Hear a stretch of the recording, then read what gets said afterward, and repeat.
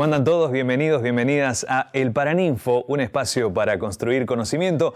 Ya estamos en vivo a través de la señal del canal de la Universidad Nacional del Litoral a partir de este momento y hasta las 13. Hoy festejando el Día del Trabajador de la Televisión. Así que saludamos a todos nuestros compañeros aquí en piso y por supuesto saludar a la gente que también nos sintoniza a través de YouTube.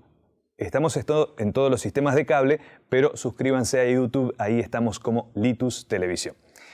Nos vamos a meter en el tema de hoy, tiene que ver con el aniversario número 60 del Instituto Nacional de Limnología, del INALI. Y por supuesto, bueno, es de gran importancia para la región porque fue el primer instituto de CONICET aquí en esta parte del país. Y por supuesto tenemos invitados, investigadores, investigadoras del INALI aquí para charlar acerca de humedales, que es un tema que es importante resaltar porque vamos a hablar de naturaleza, de humedales, de la importancia en cuanto al paisaje, la producción, en cuanto a flora y fauna. Por eso hoy el tema que nos convoca y vamos a ver el informe, después ya charlamos con ellos.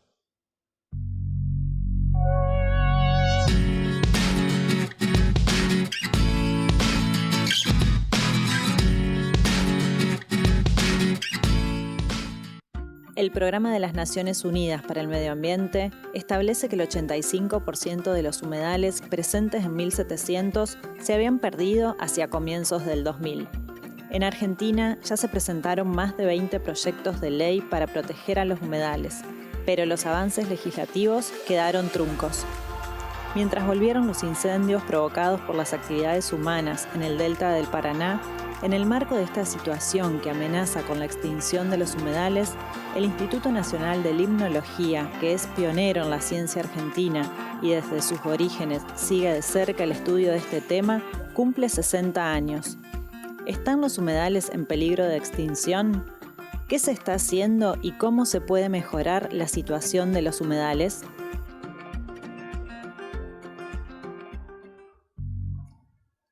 Coincidiendo con el aniversario del INALI, del Instituto Nacional de Limnología, vamos a hablar de humedales, su importancia y sobre todo si podemos hacer algo en cuanto a su conservación. Y estamos con invitados, la recibimos a la doctora Mercedes Marchese. Mercedes, bienvenida. Muchas gracias. Es investigadora independiente de CONICET en INALI, profesora titular de Ecología en la Facultad de Humanidades y Ciencias, jubilada, continúa ad honorem las investigaciones. También saludamos a Alejandro Giraudo. ¿Qué Alejandro, tal? Bienvenido. Un gusto, Carlos. Muchas gracias, investigador de INALI, CONICET también. Y al doctor Diego Frau. Diego, ¿Qué tal? Un gusto. Bienvenido. Muchas gracias, investigador de CONICET del Instituto Nacional de Limnología. Pero quiero comenzar con Mercedes, porque amplia trayectoria en el instituto desde hace muchos años. Contar, bueno, cómo surgió también la posibilidad de ingresar a este instituto que era el primero en la región y cómo fueron esos años, investigaciones que hasta el día de hoy continúan, ¿no? Sí, sin duda. Bueno, al estar estudiando biología, uno de mis anhelos era poder trabajar en investigación y la posibilidad del INALI era un lugar, digamos, que me resultaba sumamente interesante. Así que, bueno, por eso empecé como becaria, como todos en realidad en este tipo de sistema científico empezamos. Y realmente allá en los comienzos del INALI, por supuesto el estudio de un sistema como el río Paraná fue un gran desafío. No era solo qué estudiar, sino cómo estudiarlo y cómo transferir todo ese conocimiento. La limnología venía de un amplísimo recorrido y de mucho conocimiento en Europa, en los grandes lagos, pero era muy escaso los estudios en grandes ríos. Entonces uno de los primeros desafíos que tuvo el INALI es poder estudiar este sistema desde las distintas comunidades, aplicar nuevas metodologías, y eso hizo también de que el INALI se convirtiera en un referente para el estudio de grandes ríos como el Paraná, no solo en la cuestión de nuestro país, sino a escala mundial, y entonces se fueron dando distinta participación con distintos grupos de científicos de otros países, de Europa como Alemania, Italia, España, Estados Unidos, Canadá, y aquí sobre todo también con Brasil. dado que ellos también después comenzaron a estudiar el tramo del río Paraná en el Paraná Superior, ¿no? Claro. ¿Qué cosas suceden en un humedal? Pensaba, mientras tanto hablaba Mercedes, de todas las situaciones que ha vivido el Paraná, sequías, inundaciones, modificaciones de la región. ¿Qué sucede en un humedal? Y bueno, ¿cómo interviene también el hombre, ¿no? Bueno, los humedales son básicamente los ríos, arroyos, bañados y otros cuerpos de agua generalmente de profundidad no muy grande, de los cuales nosotros obtenemos todo el agua que necesitamos para todas las actividades productivas, pero además toda la biodiversidad, toda la flora y la fauna obtiene de ahí también el agua. Recordemos algo, el planeta Tierra es el único planeta que tiene vida porque conservó el agua en sus mares y en sus humedales. Ahí se desarrolló la vida, o sea que es algo fundamental para la vida.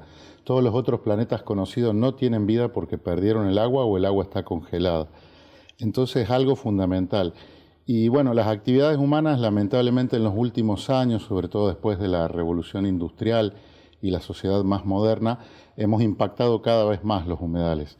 De hecho, para el año 1971, cuando ocurre la primera convención de gobierno sobre el ambiente, que es la Convención Ramsar sobre humedales, se habían perdido en el planeta Tierra el 50% de los humedales terrestres. Digamos que el mar obviamente no se puede perder, pero los humedales terrestres se habían drenado, se habían contaminado de forma grave. Ahí los gobiernos se ponen de acuerdo para decir, bueno, tenemos que hacer algo por el ambiente porque estamos perdiendo un recurso vital.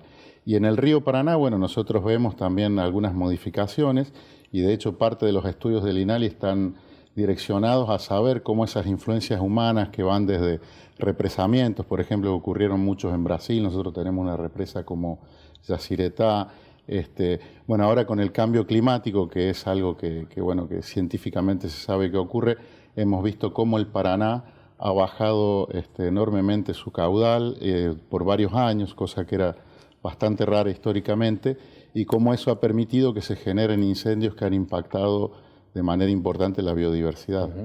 Diego, ¿qué son los sitios protegidos o sitios Ramsar y cuántos tenemos aquí en la región? Bien, sí, los sitios Ramsar, como Alejandro mencionaba, parten de esta convención internacional que lo que básicamente aboga para que cada uno de los países incorpore humedales como zonas protegidas. En Argentina básicamente tenemos alrededor de 23 sitios Ramsar de importancia internacional y particularmente en Santa Fe tenemos 3. Básicamente son áreas protegidas que tienen este aval internacional de Ramsar y que justamente abogan para que se establezcan medidas de conservación y de uso sustentable de esos ecosistemas para preservar justamente lo que decía Alejandro, un poco en parte los usos que les damos a estos humedales, que son muchos, pero también la biodiversidad en sí misma. Claro, pensaba en la riqueza. ¿Son elegidos precisamente por eso, por la riqueza en flora, fauna? Sí, hay un criterio, o sea, no es algo que se hace a la ligera, digamos, hay toda una presentación que hay que hacer formal y hay una serie de criterios que se tienen que cumplir. En primer lugar es la cuestión de aves migratorias, es lo que, digamos, uno de los criterios más importantes es que sean sitios que por lo menos tengan un 1% de la población total de esas aves migratorias que aniden o utilicen ese humedal en algún momento del año. Al conservar esas aves, digamos, se está conservando también a todo el ecosistema y a todos los organismos que allí viven. Vayamos a uno en particular. Estuviste en Jaucanigás, en la posibilidad en el norte de la provincia de Santa Fe de estar y de conocer ese sitio, ¿no? Sí, Jaucanigás es un humedal de importancia internacional, o sitio Ramsar, como decía Diego, que partió de una iniciativa del Instituto Nacional de la Limnología en conjunto con el Ministerio de Ambiente de la provincia, con el INTA, con el Instituto de Cultura Popular, en donde se unieron, como hay que hacer para conservar la naturaleza o para usar sosteniblemente la naturaleza, un montón de sectores con un objetivo común: mejorar la calidad de vida de los pobladores, pero sin perder de vista la calidad ambiental, que termina siendo fundamental. Digamos, si nosotros podemos desarrollarnos, pero si afectamos mucho al ambiente, tarde o temprano vamos a pagar las consecuencias. Ese es dentro de Santa Fe, es un sector del río Paraná y su valle de inundación que tiene la mayor biodiversidad de Argentina, tiene también una gran biodiversidad a nivel nacional y fue aceptado, digamos, como sitio Ramsar, que la convención tiene sede en Suiza.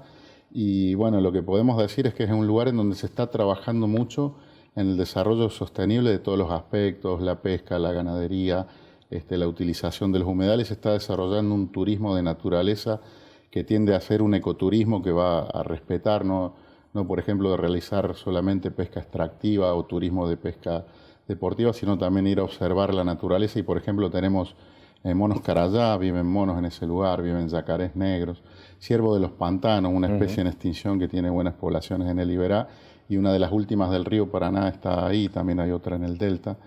Y bueno, todo esto hace que sea verdaderamente un área en donde se está probando algo muy interesante, que es aprender de nuevo a relacionarnos con la naturaleza, ¿no? Porque no podemos relacionarnos de la manera destructiva que lo estamos haciendo, porque eso tiene consecuencias innegables, tanto locales, regionales como globales, que ya las estamos viendo.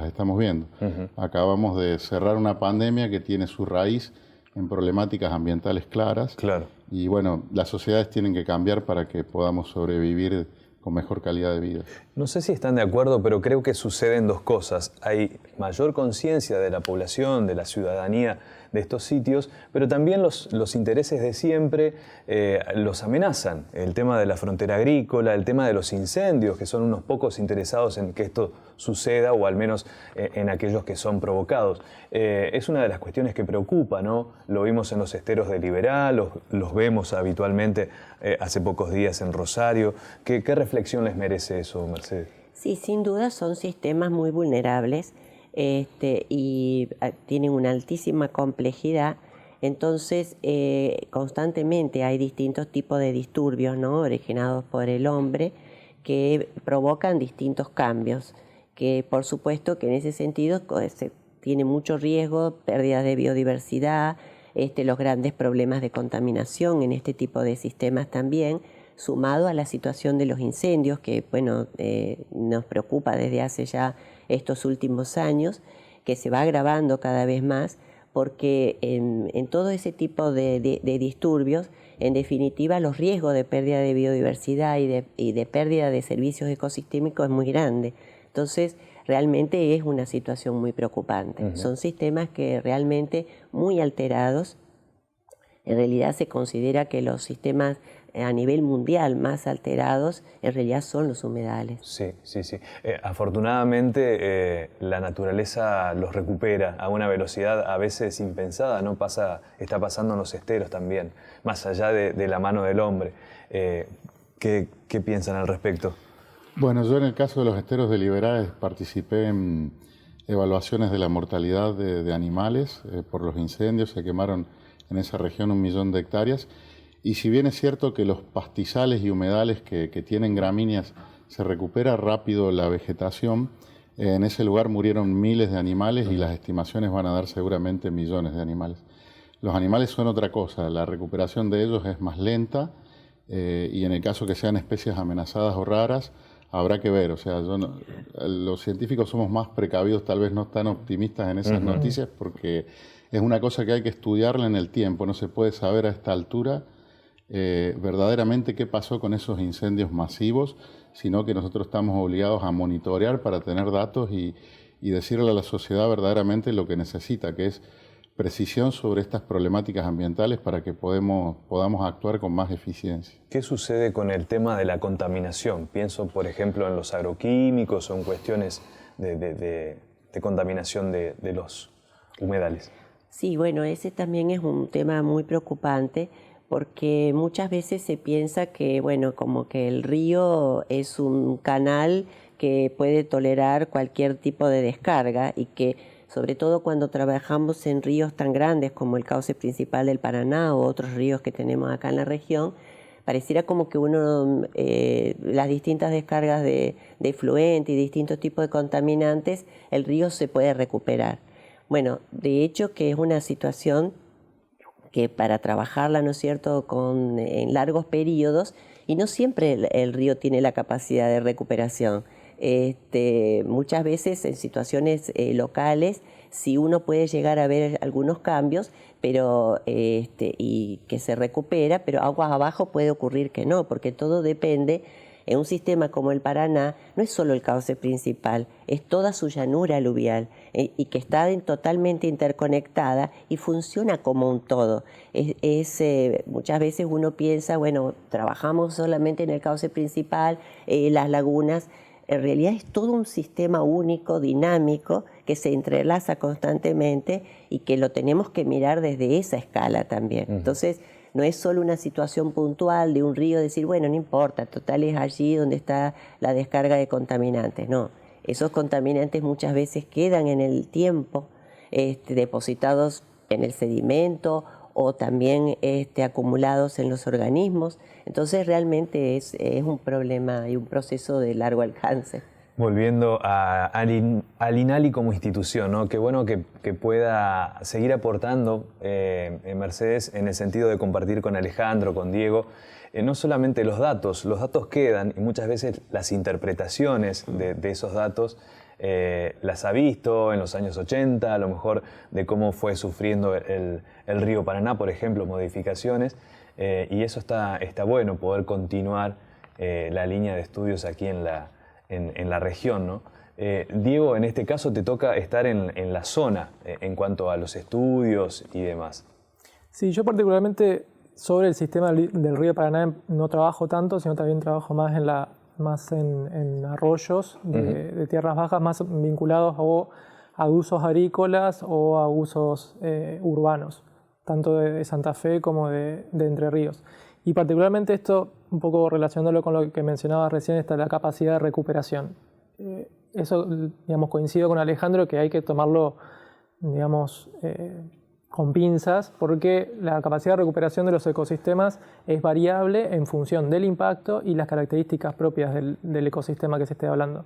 A veces no se recuperan, a veces implica digamos, el desarrollo de actividades que son medidas de restauración ambiental, que implica esfuerzo, tiempo, dinero, inversión, para tratar de que ese ecosistema vuelva a tener las mismas características. Entonces, siempre digamos, lo más importante es prevenir y evitar ese daño al ecosistema, porque uno no sabe tampoco después cuál pueden ser los efectos que se produzcan a largo plazo con esa alteración que estamos haciendo. Y particularmente, bueno, mencionabas el tema de los incendios, pero bueno, también tenemos todo lo que es el avance de la frontera agrícola, que cada vez es mayor, el uso de los agroquímicos. Acá, la depredación también, ¿no? La depredación, sí, también más que nada para lo que son mamíferos, o digamos, también hay, bueno, Alejandro también sabe mucho de serpientes, te puede hablar de eso, digamos, también los usos y los miedos que hay en relación a la fauna y cómo la gente lo maneja. Por eso siempre es muy importante este tipo digamos, de programas en donde uno pueda poder digamos, comunicar a la gente y que la gente cada vez esté más enterada de cómo funcionan los sistemas naturales, qué características tienen y qué tenemos que evitar hacerles para dañarlos y dañarnos a nosotros mismos. Claro, Alejandro, imagino la clave es educar e informar para que la gente haga el buen uso del recurso, ¿no? Sí, exactamente. Yo creo que la educación es fundamental y en estos momentos donde ya también a nivel mundial hay impactos muy grandes, también es fundamental que los decisores políticos tomen conciencia también, o sea, hay que educar hacia la población, hacia los decisores políticos. Y yo rescato, por ejemplo, la función del CONICET en eso. El CONICET fue una institución de ciencia y técnica que se desarrolló en Argentina gracias a Bernardo Hussein, que fue premio Nobel. Después tuvimos el primer premio Nobel en ciencias de Latinoamérica. Había anteriormente un premio Nobel de paz argentino, pero en ciencias fue el primero. Y tuvimos 3 premios Nobel más en ciencias en Argentina. Y el CONICET lo que posibilitó es que una gran cantidad de investigadores y tecnólogos también trabajen en ciencia para mejorar muchas cosas en el país. Esa información está disponible, las universidades, bueno, como de la que depende este canal, también generan una gran cantidad de conocimiento y tanto la sociedad como el sector político, como el sector de la investigación, necesita relacionarse y esa es una manera de empezar a solucionar eficientemente los problemas.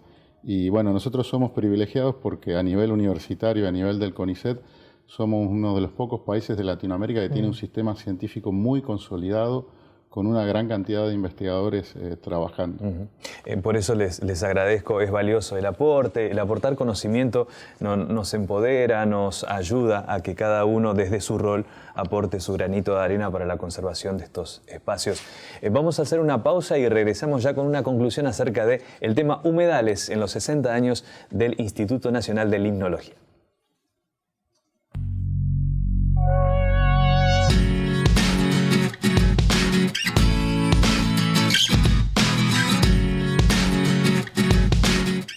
Continuamos en El Paraninfo, un espacio para construir conocimiento y hablando de humedales. Bueno, quiero hacer una conclusión con ustedes y bueno, empezar por Alejandro.